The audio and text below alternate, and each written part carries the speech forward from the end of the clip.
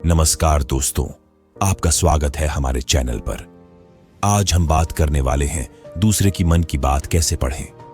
हम सभी जानते हैं कि किसी के मन की बात पढ़ना बहुत मुश्किल काम है, लेकिन कुछ ऐसे तरीके हैं जिनकी मदद से हम दूसरे के मन की बात को समझ सकते हैं।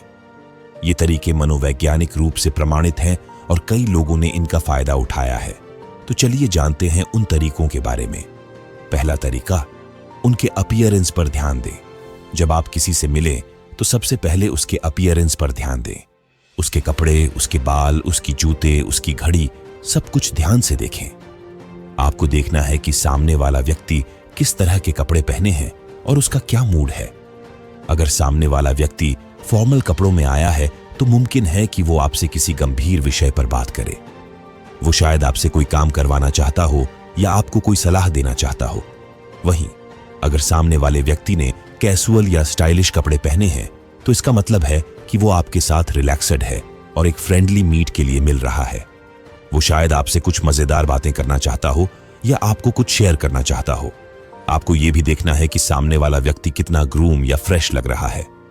अगर वो थका हुआ लग रहा है तो इसका मतलब है कि वो शायद अपने काम या पढ़ाई में बहुत जुटा हुआ है और उसे आराम की जरूरत है। अगर वो खुश लग रहा है तो इसका मतलब है कि वो अपने जीवन से संतुष्ट है और आपके साथ बात करने के लिए उत्सुक है। अगर वो गुस्सा लग रहा है तो इसका मतलब है कि वो शायद किसी बात से परेशान है और उसे अपनी बात कहने का मौका चाहिए। दूसरा तरीका, दूसरे के बॉडी पोस्चर को पढ़ने की कोशिश करें। जब आप किसी से मिलें तो उसके बॉडी पोस्चर को मिलने की कोशिश करें। अगर आप किसी से मिल रहे हैं और वो व्यक्ति आपकी तरफ हल्का झुककर खड़ा या बैठा है, इसका मतलब है कि वो आपकी कंपनी पसंद कर रहा है। वो आपके साथ बातचीत में रुचि ले रहा है और आपकी बातों को ध्यान से सुन रहा है। वहीं अगर कोई व्यक्ति आपसे उल्टी दिशा में झुककर खड़ा या बैठा है तो इसका मतलब है कि वो आपकी कंपनी को ज्यादा पसंद नहीं कर रहा है। वो आपके साथ बातचीत में उदासीन है और आपकी बातों को अनदेखा कर रहा है। मनोवैज्ञानिकों का मानना है कि जब आप किसी चीज को पसंद करते हैं तो आप उसकी तरफ झुकते हैं, और जब आपको कोई चीज पसंद नहीं होती आप उससे दूर होते हैं। आप उनके हाथों, पैरों, सिर और कंधों की हरकतों को भी ध्यान से देखें। अगर उनके हाथ खुले हुए हैं और उनके पैर आपकी तरफ इशारा कर रहे हैं तो इसका मतलब है कि वो आपके साथ खुलकर बात करना चाहते हैं। अगर उनके हाथ बंद हुए हैं और उनके पैर आपसे दूर इशारा कर रहे हैं तो इसका मतलब है कि वो आपके साथ बात करना नहीं चाहते हैं।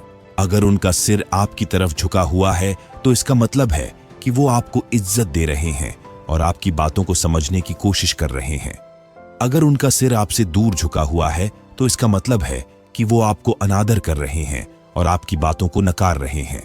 अगर उनके कंधे आपकी तरफ उठे हुए हैं तो इसका मतलब है कि वो आपके साथ बातचीत में तनाव महसूस कर रहे हैं और आपसे बचना चाहते हैं। अगर उनके कंधे आपकी तरफ नीचे हुए हैं तो इसका मतलब है कि वो आपके साथ बातचीत में आरामदायक महसूस कर रहे हैं और आपके साथ जुड़ना चाहते हैं। 3. उनकी आंखों पर ध्यान दें। जब आप किसी से बात करें तो आपको उनकी आंखों पर ध्यान देना चाहिए। अगर आपसे बात करने वाला व्यक्ति आपसे आंखों में देखकर बात नहीं कर रहा तो मुमकिन है कि वो आपसे कुछ छिपाने की कोशिश कर रहा हो, या हो सकता है कि उन्हें आपसे बात करने में शर्म आ रही हो। अगर किसी व्यक्ति से आप बात कर रहे हैं और बातचीत के दौरान वो व्यक्ति आपसे आंखों में आंखें डालकर बात कर रहा है और साथ ही हल्का मुस्कुरा रहा है तो इसका मतलब है कि सामने वाला व्यक्ति आपसे बात करने में दिलचस्पी ले रहा है। वो आपको पसंद करता है और आपके साथ रिश्ता बनाना चाहता है। वो आपको आकर्षित करने की कोशिश कर रहा है और आपके साथ रोमांटिक होना चाहता है।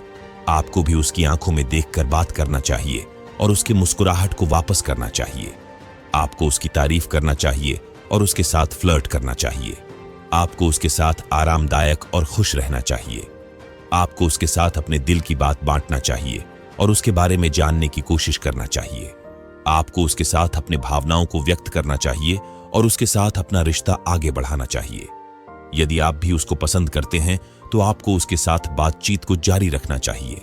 यदि आप उसको पसंद नहीं करते हैं तो आपको उसके साथ बातचीत को नजरअंदाज करना चाहिए। आपको उसके साथ बातचीत को बंद करना चाहिए और उसके साथ दूरी बनाना चाहिए। आपको उसके साथ निष्ठुर और असंवेदनशील होना चाहिए।